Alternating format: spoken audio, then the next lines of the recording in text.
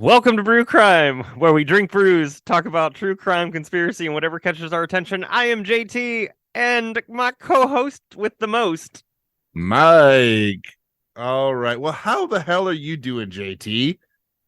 oh, busy, staying busy. If I'm not podcasting, I'm live streaming. If I'm not live streaming, I'm apparently saving blue jays outside, baby blue jays.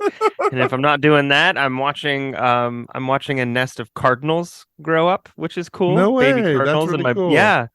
I thought they were just not just, but I thought they were robins, which we have plenty of.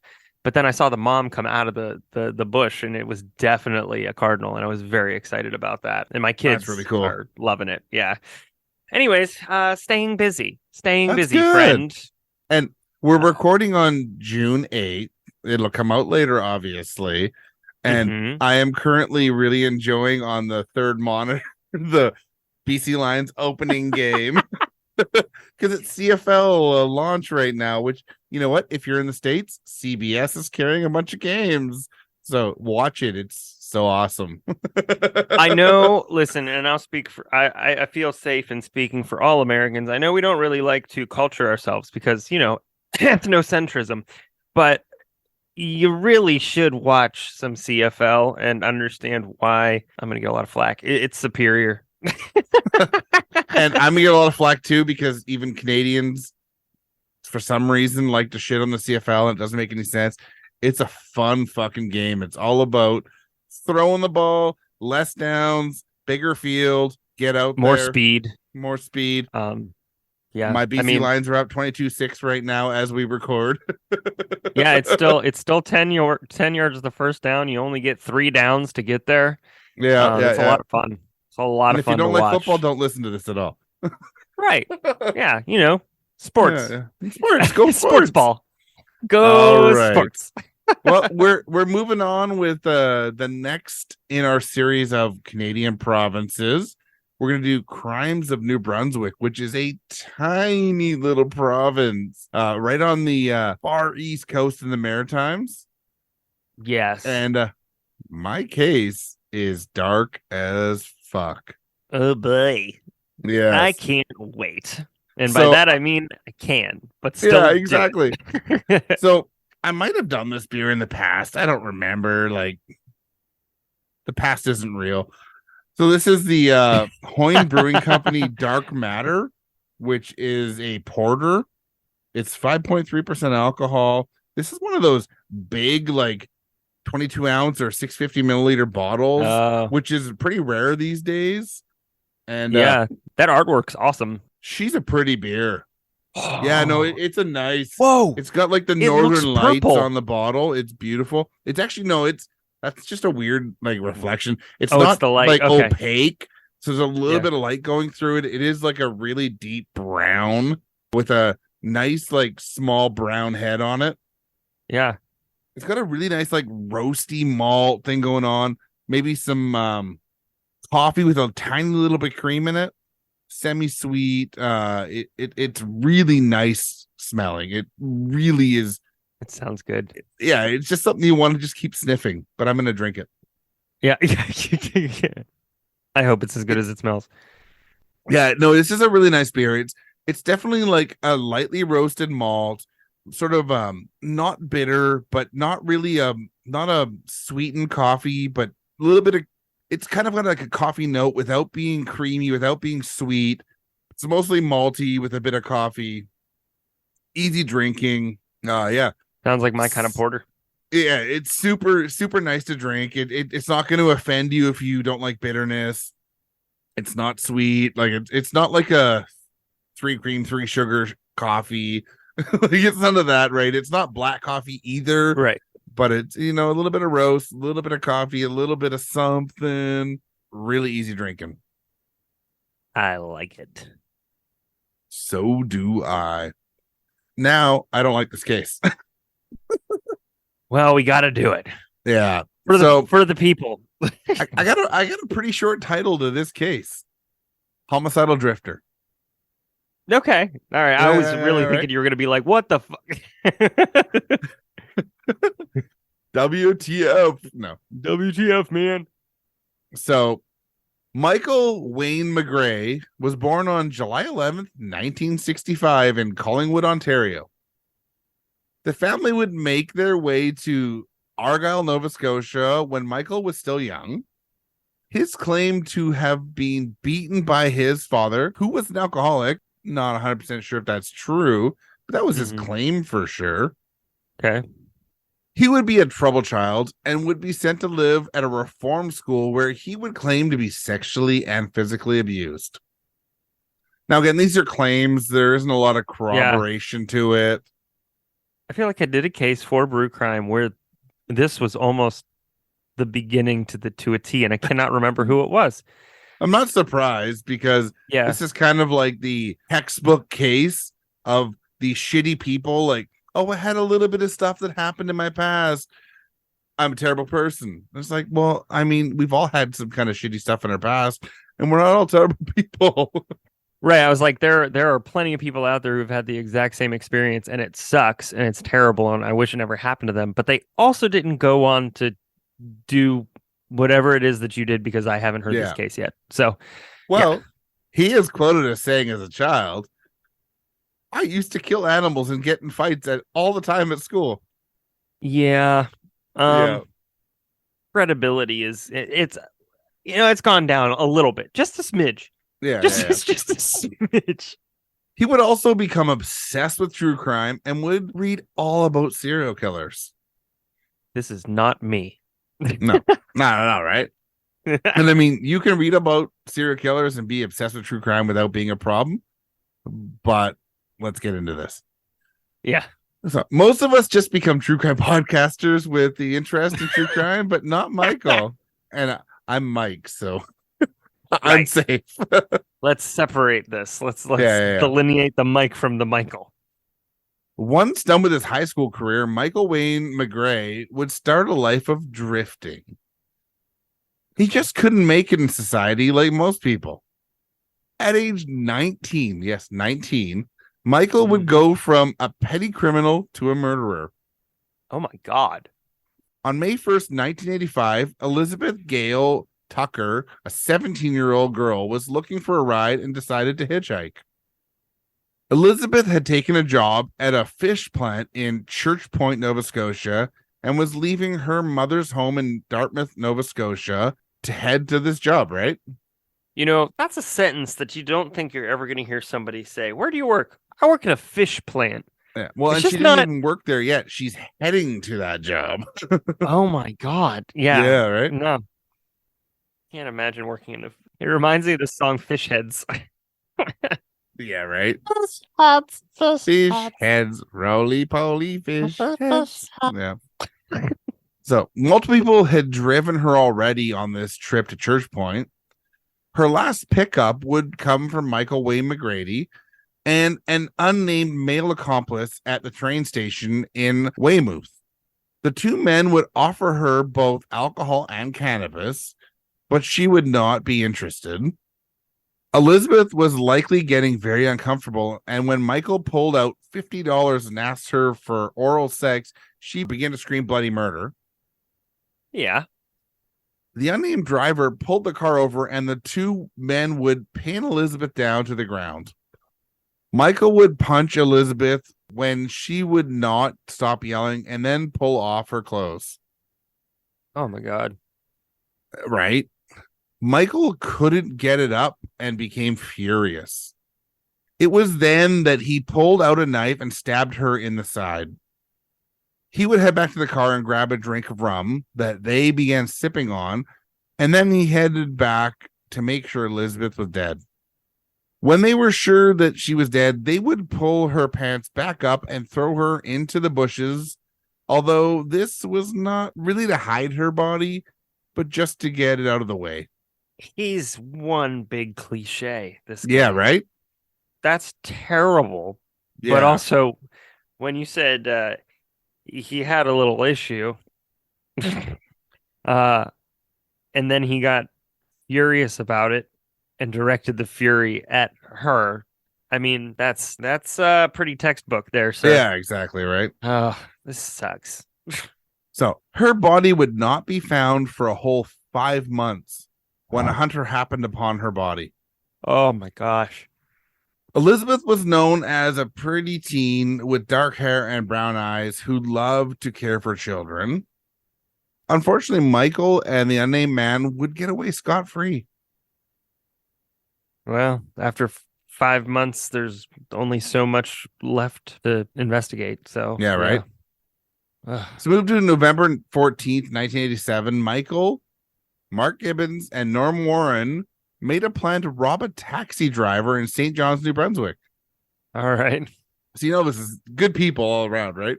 Yeah, these are great folks. Just amazing. They really smart too in terms of their target Yeah, because they carry a lot of cash.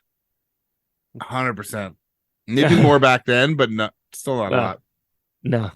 While the robbery was a success, Michael would stab and kill Mark Gibbons and leave his body in the parking lot. It's one of his own accomplices. Oh my God. So Michael Wayne McGray and Norm Warren would be arrested and go to trial. Michael would end up getting 5 years in prison for the robbery, but was acquitted on the murder charges. What? Right? I don't get it either. Okay. Yeah. So it was believed that he murdered Mark, but there's just there isn't enough to charge him on it. Norm Warren would be acquitted on all charges and walk free. Michael seemed to play it nice in prison this time and would be granted some day parole in 1991. There it is. This time, he was given a 3-day pass during the Easter weekend from his prison near Montreal, Quebec. Michael would find himself in Montreal's gay village at a gay bar on March 30th, 1991, where he would meet Robert Astley, 59. Whenever somebody says at the gay bar, all I think of is the band Butthole Surfers. At the gay bar, gay bar, gay bar, gay bar. And unfortunately, that sounds great. This doesn't sound great. No, I'm sure this was terrible. I've had a lot of fun at the gay bar, and I wouldn't want to go meet this guy. No. I also really have a complaint against the Butthole Surfers because their song makes me turn into a Muppet. Nobody can see it. This is really bad podcasting. You'd think I'd know this after 5 years, but here we are. So Robert Astley would like Michael, and after a few drinks together, he would ask him to come back to his place. Michael would pass out on the couch from too many drinks, but when he woke up in the morning and when he saw Robert getting dressed, he would grab a butcher's knife from the kitchen where he ordered Robert to get on the ground. Oh. Robert would laugh, but Michael would pick up a wooden lamp and bash him over the head with it and then stab him in the throat and chest 16 times. Jesus. Yeah. A little bit overkill? Kind of a lot. He would grab a bottle of alcohol and leave his place and hop on a bus. That's the first thing I think about. I need a fifth and I need a bus. Yeah, right? So I don't have a lot of information on Robert Astley, but I know that he was a retired school teacher. Yeah. And unfortunately, that's all I could really find. And I want to know more, but, it's hard, right? Right. Oh, for sure. So April 1st, the next day, Michael was back at it. Gathan Ether, 49, would meet Michael at a gay bar, and he would invite him back to his bachelor pad to watch the Montreal Canadiens play the Quebec Nordiques. For those that don't know this was a hockey game, and the Quebec Nordiques would leave the Quebec City area in 1995 and move to Colorado. So you know them as the Colorado Avalanche now. Avalanche. Yeah. By the way, Montreal Canadiens is a very original name. Yes. Right. A little on the nose, I think. Yeah. But hey. After many drinks and when the game ended, Gayton would try to initiate sex, but Michael would turn advances down. At some point, Gayton Ether would pass out. Michael Wayne McGray would sit up all night and watch the man sleep. He would wait all the way until 6 a.m. when he would head to the kitchen, grab a knife off the rack, With Gayton still asleep, he would slice his stomach open. Oh my God. Gayton would wake up and start to fight back, but Michael would grab a beer bottle and smash it over his head and punch him. He would then stab him in the throat, killing him. Oh, Yeah, this is rough. Like, I'd never heard of this case, and it is bad. well, it's interesting because you can kind of see the ramp up. Yeah, There's the one or two stabs, and then there's 16, and then there's the slice across. It's just like you see that ramp. yeah. Oh man. So Michael would now flee back to New Brunswick, skipping his weekend parole return date. So these men's bodies would not be found for a few days, and there would be no leads on their deaths at all. Oh God. So November 12th, 1995, Michael was back at it, killing again, or at least he is the prime suspect, as he admitted to it much later. This time, it was a woman named Brenda Way, 28, who was murdered behind an apartment building in a dark parking lot ringed by trees. So this apartment was located in Dartmouth, Nova Scotia. She was killed by stabbing. Mm-hmm. Brenda was known to be a daring woman full of laughter who had jet black hair that went down to her shoulders. Mm-hmm. She was 5 foot in heels and was slight. Wow. Yeah. She had a nickname of Pitbull, but I'm not sure why. I'm just kind of assuming that she might have been a tough lady, you know? Yeah. Yeah. Just scrappy. Yeah, yeah. Because she was slight, it said. You know, some people have that air about them. Oh yeah. Oh yeah. I she must have had that air about her, right? I cross the street when I run into them. So Brenda had been a sex worker from the age of 14 up to the day she died. Mm-hmm. She had 2 kids and a drug habit that comes along with sex work often, right? Yeah. Her pimp would end up in jail, and she would be married to a man named Glenn Assoon. They would live for a short time in Alberta, but then she would move back to Nova Scotia again. Glenn was no saint and was violent at times, but he would be blamed for Brenda's murder and be sentenced to jail for almost 17 years before he was exonerated. Wow. It's awful. Like, he wasn't a good guy, but he didn't kill her. Right. Yeah, and he shouldn't have been in jail for 17 years for it. I mean, don't get me wrong. Like, he probably should have been in jail for something else, but not for this. No. And that matters to me. I don't know. Right. Like, you know, like, you shouldn't pay for something you didn't do. Pay for what you did. Oh, yeah. Oh, yeah. Because then you're paying for something you didn't do. Therefore, you get bitter. Therefore, you resent the system and everything else, which is broken anyways. And your recidivism is fucked. Ugh. Yeah. So the police were actually being criminally investigated after the wrongful conviction. So we move a little forward here, and this is a killing we know that he did do. Mm-hmm. It took place after another break on February 28th, 1998. So he's moved forward a little bit here. Yeah, that's a cool down period. That's a long cool down. Yeah. What was the one before that? 1995. 3 years. So, yeah. Joan Hick, 48, and her daughter, Nina, 11, were the victims. No. The two had moved from Newfoundland to Moncton, New Brunswick. Oddly, Joan moved the two there because she was having a pen pal relationship with an inmate in Moncton. Okay. Her love interest was Aubrey Sparks, a man who was in the early years of a life sentence for killing his estranged wife in 1988. Far be it from me to give advice. But also I'm gonna give advice. Yeah. You probably shouldn't. Like, yeah. Don't be Nike. Just don't. Just don't.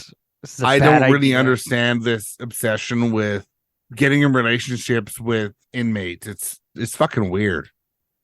There's got to be some innate want to be needed, and so Yeah, that creates a need, but also a freedom there too. And I don't know. That's so yeah. okay. All It's right. weird. I like obviously I don't want to like No, no, no, love don't be no loved, victim yo. blaming at all. It's just weird. Yeah. So her family begged her not to go to Moncton to be close to the man, but she had no intention of listening. Unfortunately, both Joan and Nina would be killed in their own apartment by Of none other than Michael Wayne McGrady. course. It sounds like Michael was living with a girlfriend at a local homeless shelter, and Joan, who had a friend that lived there, met him on one of her visits. It sounds like Michael and a friend, Glenn Bennett, would end up at Joan's house where they would either already be high on cocaine or get high. Right? Yep. This is a great recipe for a lot of Yeah. fun. Michael would be in the washroom and call for Joan to bring him some toilet paper as he ran out, supposedly. Sadly, he would grab her by the head and smash it into the wall and then strangle her. My God. He would then head to the kitchen and grab a knife to make sure she was really dead. She was not yet, so he dragged her in her room and slit her throat. He would then go to Nina's room and hang her in her closet with a piece of rope. Jesus. Yeah, right? Luckily, he would be arrested soon after as someone tipped off the police. Some sources said that his accomplice, Glenn Bennett, might have called the cops himself. Well, Yeah, right? His trial would take a while, and in 2000, Michael Wayne McGrady would plead guilty to murdering Joan, although he would claim Glenn Bennett killed Nina. His charges for Nina would be stayed due to lack of evidence, but he would be convicted of murder of Joan. His sentence would be 25 years to life. As many of you know, this is the maximum sentence for a crime in Canada. yep. Also, sentences cannot be stacked up either. They all run concurrently. That's just Canadian law. Yeah. So in 2001, he would also be charged with the murder of Elizabeth Gale Tucker back in 1985. He ended up with multiple life sentences and would head to prison. But this would not be the end of the violence for Michael. Jeez. Dude, it's over. Right? You think so, right? During his trial, he would also try to get the courts to make a deal with him that would give him immunity from further prosecutions and get mental health treatment in return for help in his alleged 11 to 16 other murders he claimed. Sources varied on the number of murders, so I'm not 100% sure if it's 11 to 16. They would not budge on the immunity for further prosecutions, though. Michael Wayne McGrady would be passed around prisons in Canada, starting at Supermax Prison in Quebec, before being moved to a high security prison all the way over in British Columbia. He would then be lowered to a medium security prison at the Mountain Institution in Agassiz, BC. He would be moved into a cell with a cellmate named Jeremy Phillips, 33. Michael had requested to not have a cellmate, and that was turned down. And Jeremy had heard of Michael at this point and begged not to be housed in a cell with him. Michael would set up a bullshit fake hostage taking scenario with Jeremy, Arco State, although this sounds suspect. And in November of 2010, Michael would strangle him to death in their cell. He even punched him in the head to check if he was still alive. I just can't imagine being like, hey, bam. I just can't. Right? Yeah. So after killing Jeremy, he flushed some evidence down the toilet, covered the dead man in his own blanket, and then jumped into bed to pretend that he was asleep. Oh, come on, dude. Guards would walk by that evening, but thought nothing of the dead man that looked to be asleep. You had one job. Right? One. After a long time, Michael would push a panic button in the cell and the guards would come. So finally kind of gave it up. Yep. At first, he would claim that Jeremy died in his sleep or something until he admitted to the murder. There would be an inquest into how a serial killer was given a cellmate, and things would change in Canada after this. So these are quotes from Michael. So don't get mad at me. I don't know why they made a mistake of putting him here. I'm not a medium inmate, McGray told a pair of homicide investigators day of the crime. We didn't have a beef. This was all about me. It wasn't about him. It's a mental health issue, he said. I had a hiatus of 15 years and I just couldn't hold back anymore. What a fucking douchebag, right? Yep. Sure is. So July 12th, 2019 is when Michael was pegged as the prime suspect of the murder of Brenda Way and when her late husband was released from prison. Oh, no. Yeah, right? Like, he wasn't a good guy, but he wasn't the murderer, so it's Right. wrong for him to be in prison for it. Right. Ugh. So Michael Wayne McGray claimed that he also killed people in Halifax, Nova Scotia, St. John's, Newfoundland, Montreal, Quebec, Ottawa and Toronto, Ontario, Calgary, Alberta, and Vancouver, British Columbia, as well as Seattle, Washington. We may never know if these claims are true or not. Michael Wayne McGray somehow seemed to walk away from murder after murder scot-free, so it is plausible that he may have many more victims. I think it's pretty safe to say, though, that even when he gets his 25 years in prison, this man probably is never getting out on parole at this point. I sure hope so. That's one thing I can kind of take solace in, because this guy is fucking trash. Yeah. Yes. Right? Like, just not good news. It's a perfect descriptor. So that's my case for New Brunswick.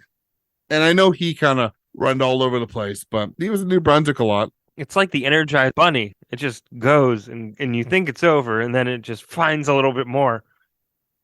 Ugh, Right? terrible. Sir, you are not welcome at my Christmas party. Right? In case you're listening, I just want to let you know that you're on the do not RSVP list. I totally agree. All right. Well, thanks for tuning in to Brew Crime. You can find us on all social media platforms at Brew Crime. We have a Facebook group at Brew Crime, the group. If you would like to support us, head to patreon.com/brewcrime now. Money goes towards upgrading equipment and making the show that much better. You get one bonus episode a month, as well as early ad-free access to our episodes.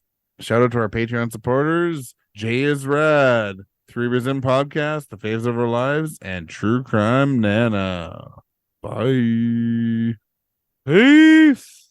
Hello, my baby. Hello, my darling. Hello, my ragtime girl. All cases in Brew Crime are written by Mike and JT or a writer we credit on the episode, and sources are put into our show notes for each episode.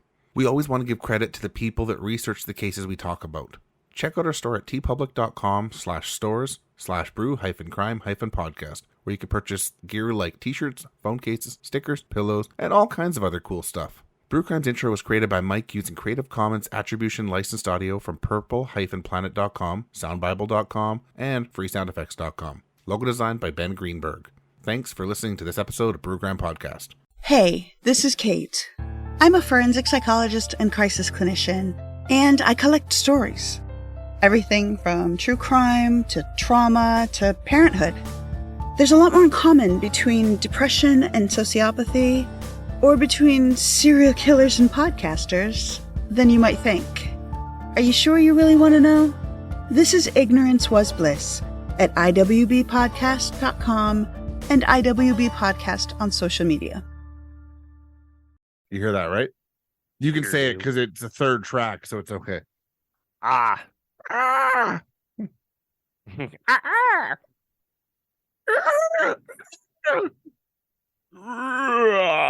Welcome to Brew Crime, the podcast where we talk true crime. I don't remember this script. 1 second. I don't know Wait, how I wait, wait. remembered that myself, but here we are. And we're gonna save this for the end because I forgot that and I couldn't remember what the fuck I was supposed to say. Good job with the save, JT. Whoop, whoop. Boom. Rum, and then they began sipping on. So while the robbery was a success, He got out early too, didn't he? for those that don't know this, that was a hockey Quebec Nordiques, and so after many drinks and Guy's got an MO. we found oh shit, what's something in there? Pulling up the ending promo right now. Also Patreon. It's almost like I have to get ready. Hello, All my right. baby. Hello, my darling. Hello, my track time girl. Head to the if you'd like to support the show,